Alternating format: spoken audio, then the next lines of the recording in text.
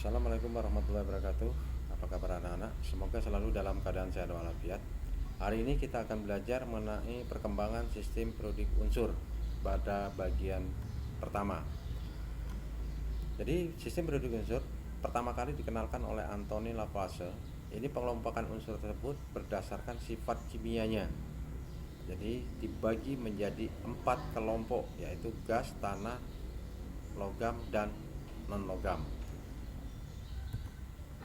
Pada tahun ini Anthony Lavoisier itu mampu mengelompokkan 33 unsur kimia berdasarkan sifatnya, yaitu gas, tanah, logam, dan non-logam, di mana gas itu adalah contohnya kalor, kemudian oksigen, nitrogen, hidrogen.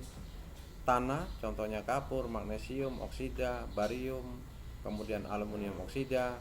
Logam dicontohkan antimon, kemudian perak, arsenik, mangan, air raksa. Non-logam dicontohkan sulfur, fosfor, karbon, asam klorida. Kelemahan daripada Anthony Lavoisier ini itu masih bersifat umum, jadi ada unsur, ada senyawa.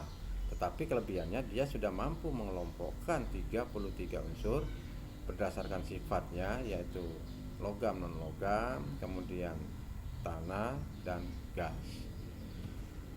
Kemudian dari Anthony Lavoisier ini disempurnakan lagi oleh John Dalton. Jadi John Dalton ini menyusun unsur itu dengan berdasarkan kenaikan massa atomnya. Jadi John Dalton ini sudah mampu menyusun 36 unsur dan juga memperkenalkan lambang-lambang daripada unsur tersebut. Misal itu oksigen berupa lingkaran, kemudian hidrogen itu lingkaran dan ada titik hitam, kemudian nitrogen itu lingkaran dengan garis tengah. Ini contoh lambang unsur yang dikenalkan oleh John Dalton. Jadi lambang unsur itu sudah diperkenalkan dari John Dalton.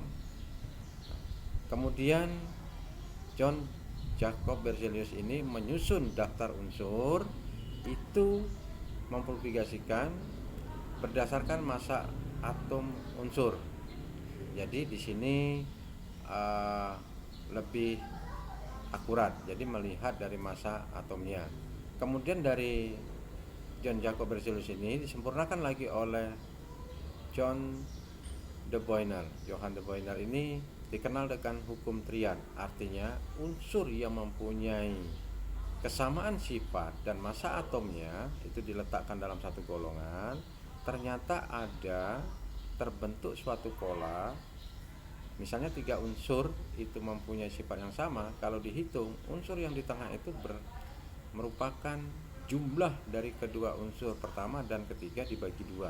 Contohnya litium, natrium, kalium. Jadi massa atom natrium ini ternyata itu adalah jumlah dari massa litium ditambah kalium dibagi 2, itu sama dengan jumlah natrium. Nah, ini dikatakan Johann de Boyner dengan hukum triadnya. Jadi unsur yang di tengah itu sama dengan unsur yang di atasnya dan di bawahnya. Kemudian berikutnya itu Newland ini memperkenalkan unsur, mengelompokkannya itu berdasarkan kenaikan massa atom, di mana massa atom itu diamati kenaikannya, kemudian dilihat kemiripannya, ternyata unsur yang ke-8 itu akan berulang secara periodik dengan mirip sifat dengan unsur yang pertama. Maka dikatakan John Newland ini dikenal dengan hukum oktav.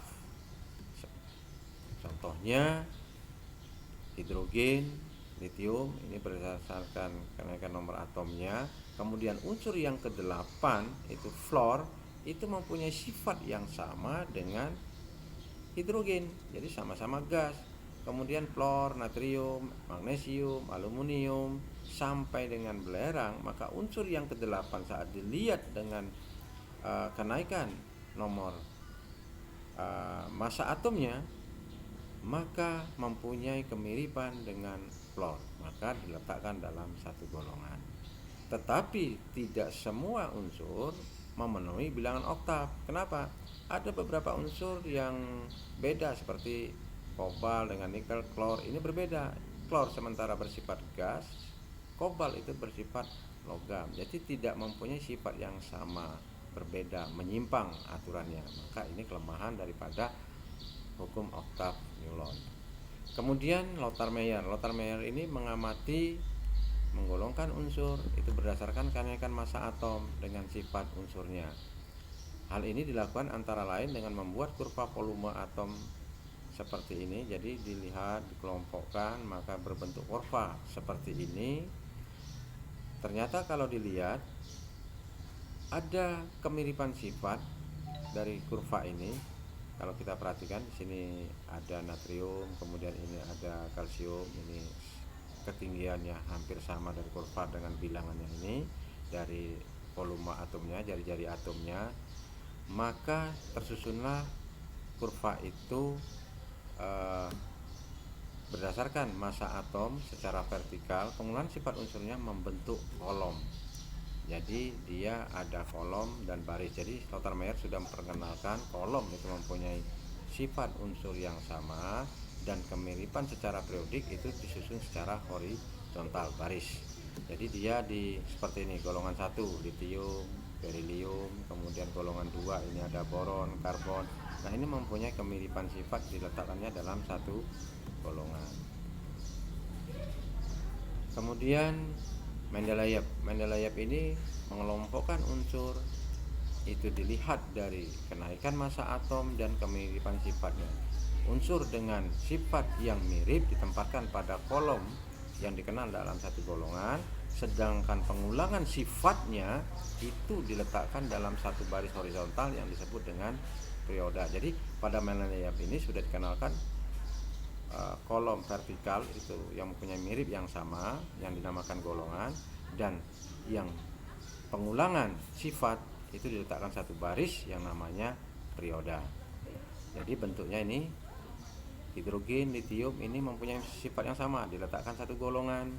Kemudian grup kedua berilium, magnesium itu mempunyai sifat yang sama, satu golongan. Tetapi kalau kita perhatikan, maka natrium, magnesium secara horizontal ini adalah pengulangan kemiripan sifat diletakkan dalam satu perioda.